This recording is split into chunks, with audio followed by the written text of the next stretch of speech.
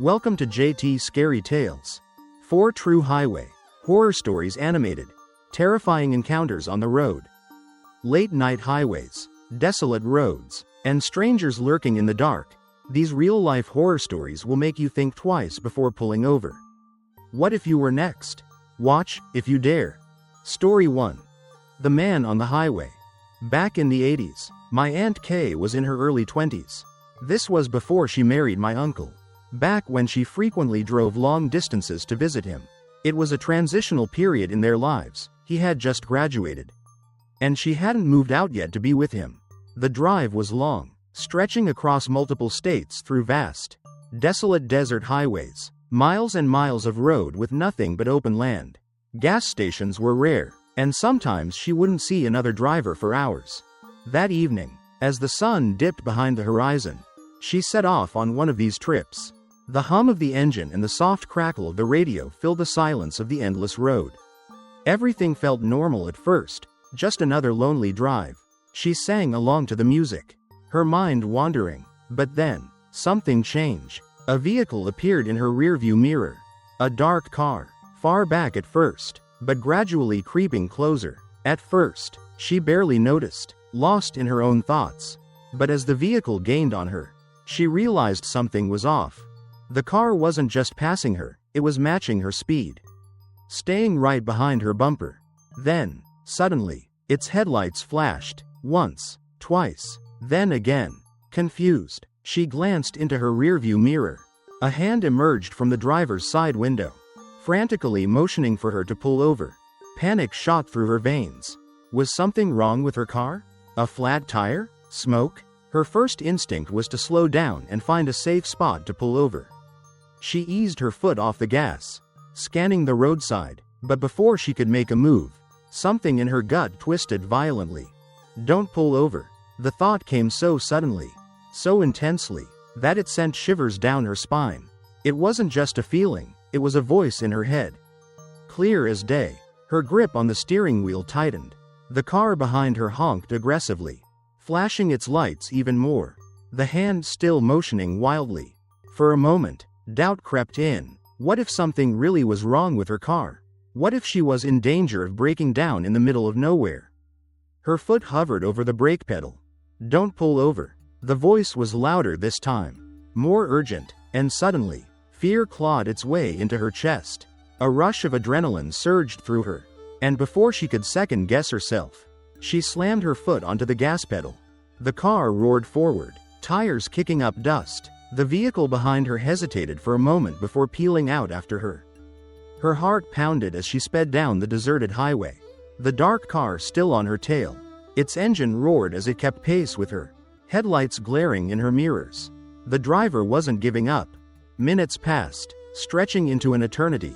The chase continued, and the highway remained empty. No other cars, no exits, no signs of civilization. Then, without warning, the car swerved into the oncoming lane. Pulling up alongside her, she glanced over, and for the first time, saw the driver clearly. The man behind the wheel was grinning. His smile was wide and unnatural, revealing missing teeth. His greasy, unkempt hair clung to his forehead, and his eyes held something dark, something evil. He pointed at her again, mouthing the words, "Pull over." Her stomach dropped. A sickening wave of dread washed over her as she locked eyes with him. It was in that moment, staring into those soulless eyes, that she knew. If she pulled over, she would never be seen again. The man grinned wider, sensing her fear. He jerked the steering wheel toward her, his car veering into her lane, forcing her toward the shoulder. She screamed and yanked her own wheel to the side, barely keeping control of the car. Tears blurred her vision as she slammed the gas pedal down as hard as she could. The dark car sped up again, swerving violently, trying to run her off the road. She could hear his horn blaring, his engine growling beside her, feel the tremor of the road beneath her tires as she fought to keep control. Then, far ahead in the distance, she saw them. 2 massive semi-trucks, side by side, crawling up the highway. Hope ignited inside her. If she could just get between them. She pushed her car even harder, the engine roaring in protest, every fiber of her being focused on reaching those trucks. The man must have noticed her plan because he began driving more aggressively, jerking toward her, trying to cut her off before she could reach safety. The trucks were getting closer. Her hands clenched around the steering wheel so tight her knuckles turned white. At the very last second, she swerved into the gap between the two semis, her car squeezing through the narrow space. The moment she did, the dark car slammed on its brakes. Through her side mirror, she saw it slow down drastically before fading into the darkness. The driver had given up. She didn't dare relax. She stayed between the trucks for miles, her body trembling, eyes locked on the road ahead. Only when she finally reached a gas station did she pull over. She parked near the bright lights, her hands still shaking as she let the tears fall freely. She had almost died that night. Years later, years passed, and Aunt Kay eventually married my uncle. Life moved on, but that night on the highway never left her. One day, she was at home folding laundry, listening to the television in the background. It was an episode of a true crime documentary, a death row interview with a convicted serial killer. She wasn't paying much attention, casually matching socks, when something the man said made her freeze. "I had a method," the man confessed, his voice eerily calm. "I'd sit on the side of the highway, waiting. Families passed by. I let them go. Men passed by. I let them go. But every so often, a pretty woman would drive by alone, and that's when I made my move."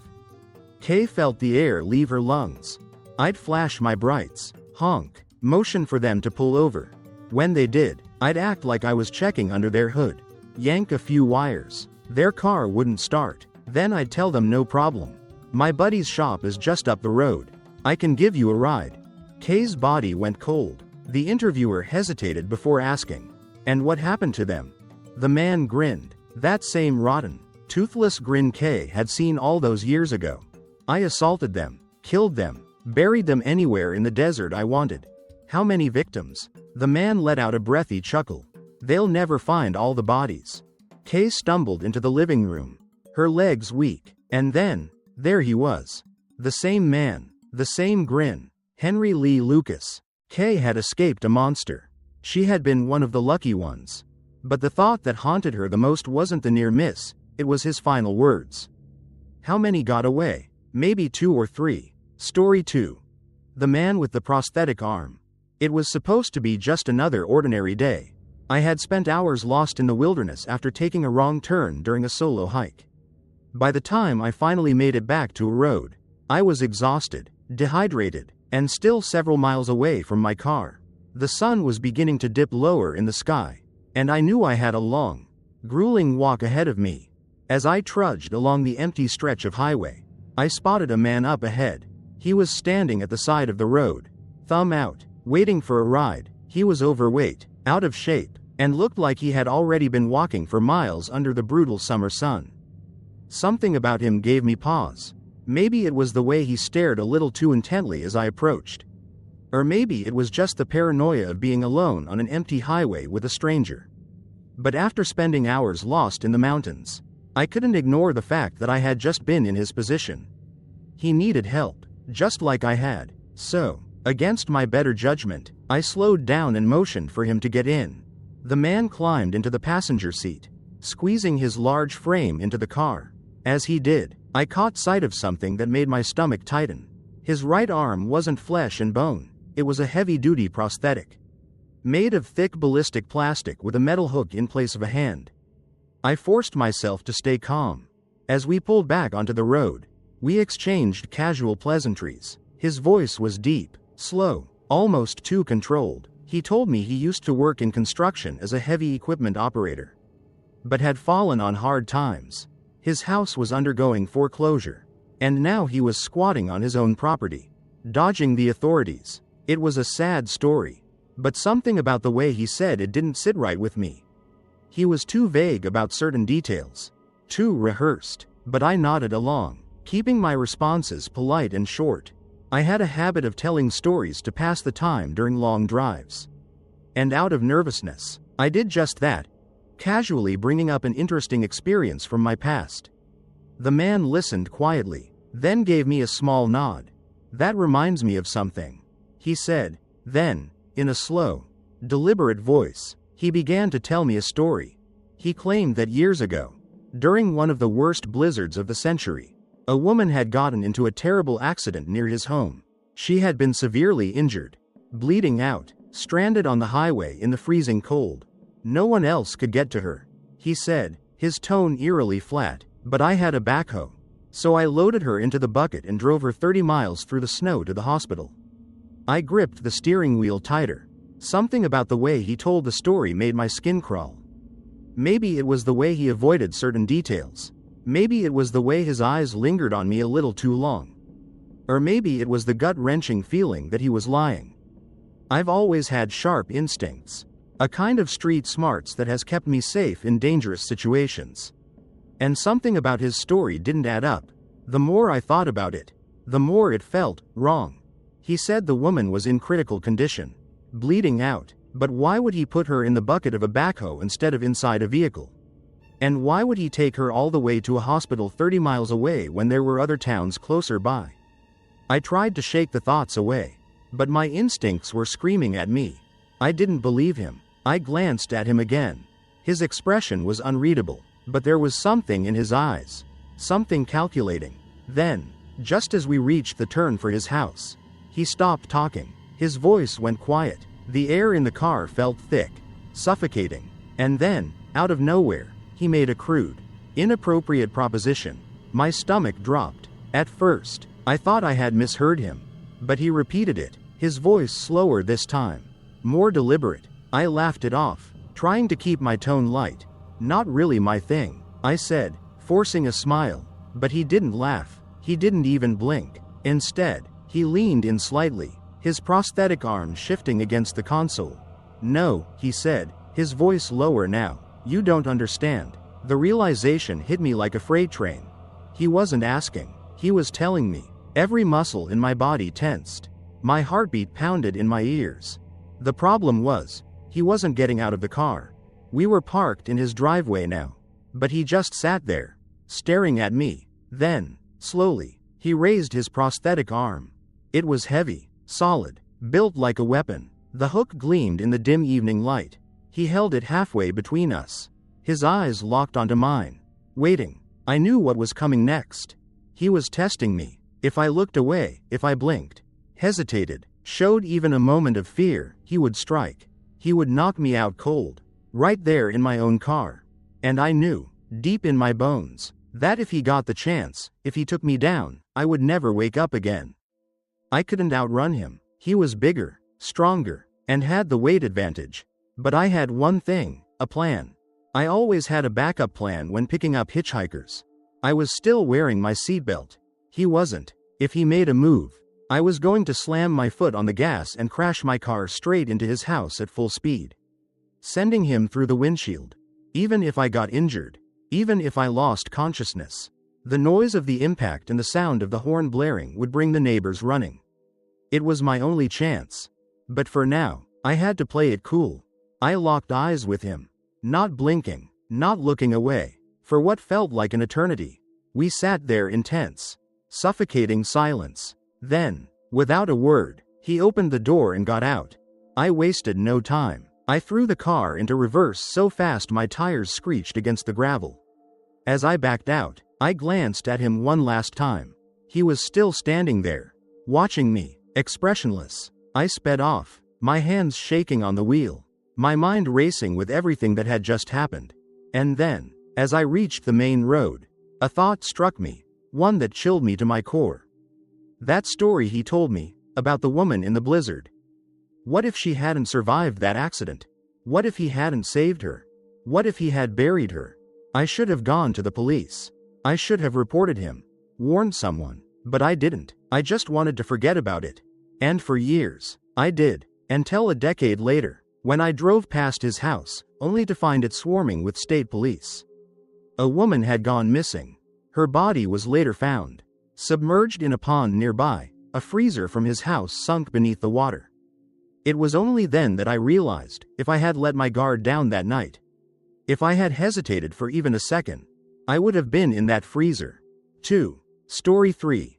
The stranger at the door. It happened just a few nights ago, but I still can't shake the feeling of unease. Every time I close my eyes, I hear the sound of the door handle rattling, the weight of someone pressing against it. I wasn't supposed to be afraid. This was supposed to be a simple favor.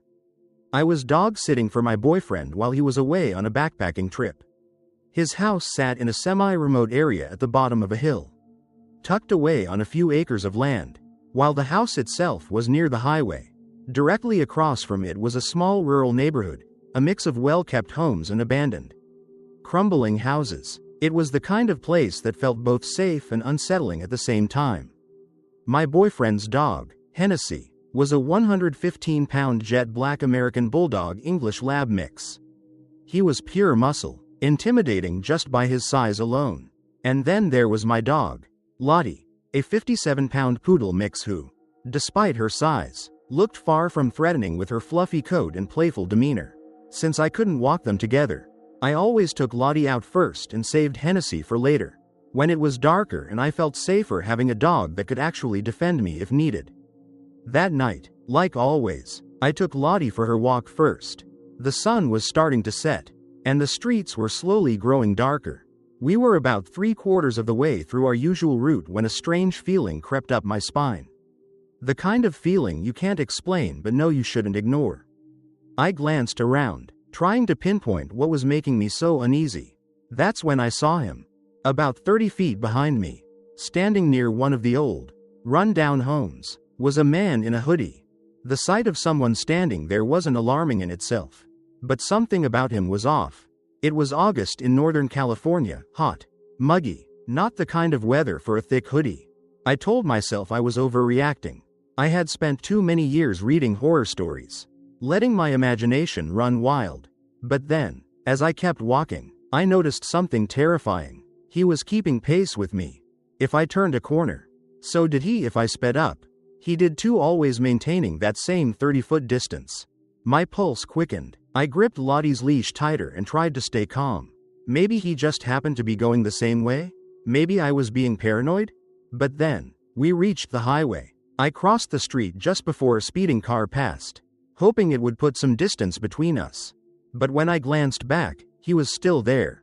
I could hear his footsteps crunching against the gravel, getting closer. Lottie must have sensed my fear because she started growling, her ears pinned back. She wasn't an aggressive dog, but now she was pulling against the leash, barking in the direction of the man. I didn't look back again.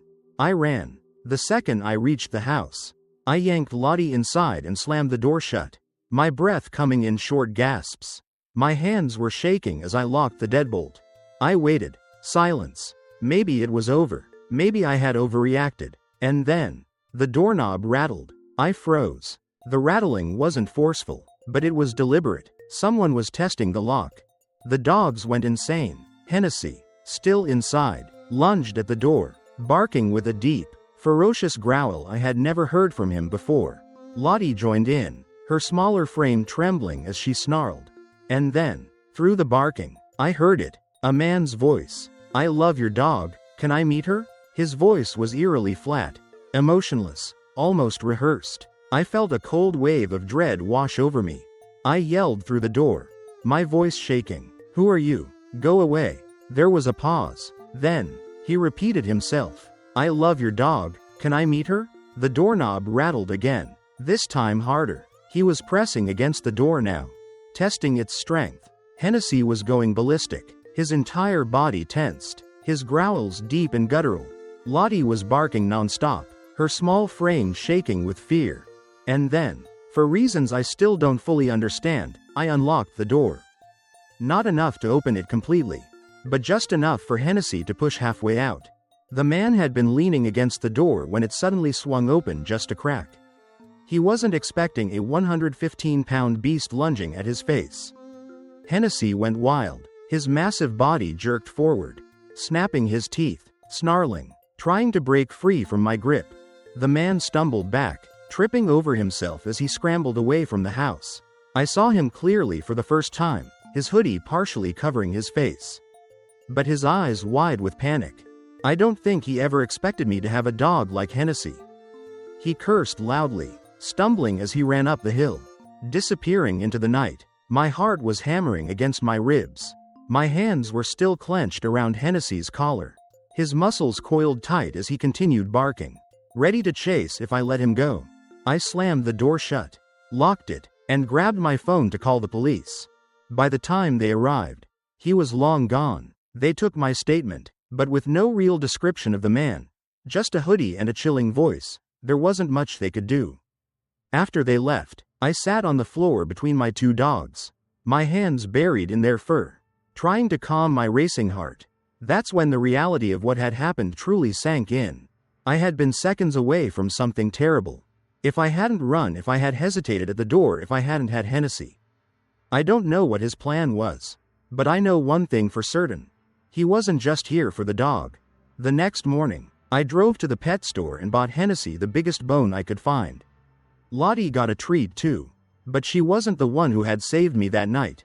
And as much as I try to move past it, I can't forget the way he spoke. The way his voice lacked any real emotion. "I love your dog, can I meet her?" Like he had planned those words. Like he had practiced them. Like he had said them before. Story 4. The man in the empty parking lot. This happened several years ago, but it remains one of the most terrifying and bizarre encounters I've ever had.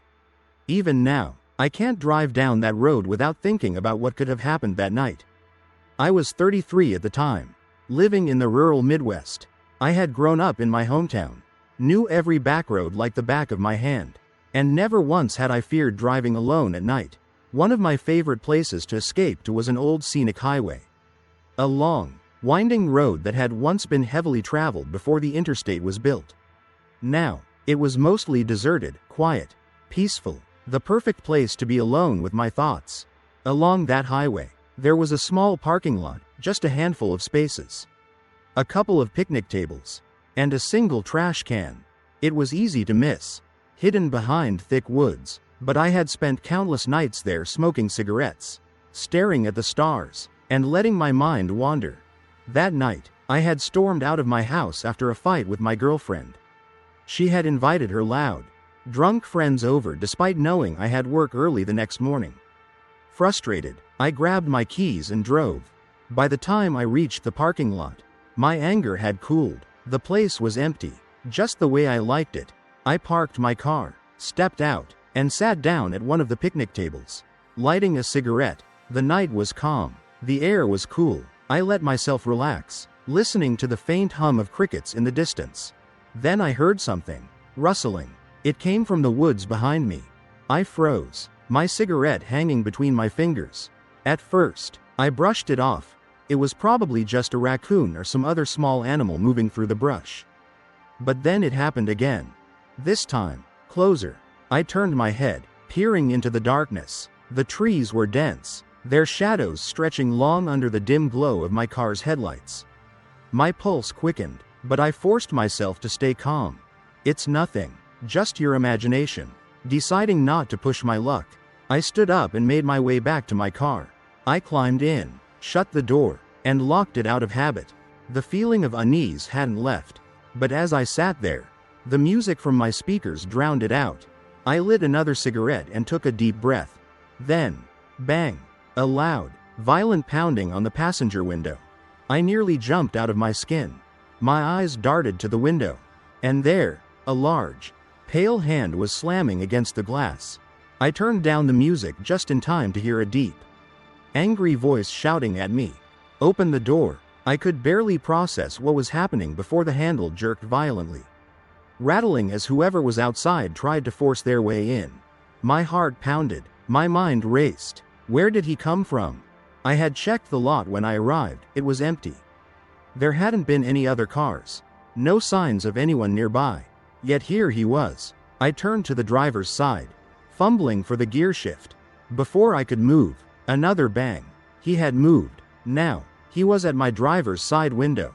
I got a glimpse of him this time, just for a second. A tall, stocky man, his hood pulled up over his head, partially covering his face, but I saw enough. Thick, unkempt beard, dark clothing, hands covered in dirt. He slammed his fist against the window again, his other hand yanking at the handle. "Open the door." Pure panic took over. I threw the car into reverse so hard my tires screeched against the pavement. The headlights swung wildly across the lot as I backed up. Then, a loud bang. Not from the door. From outside. Like a gunshot. I didn't wait to find out.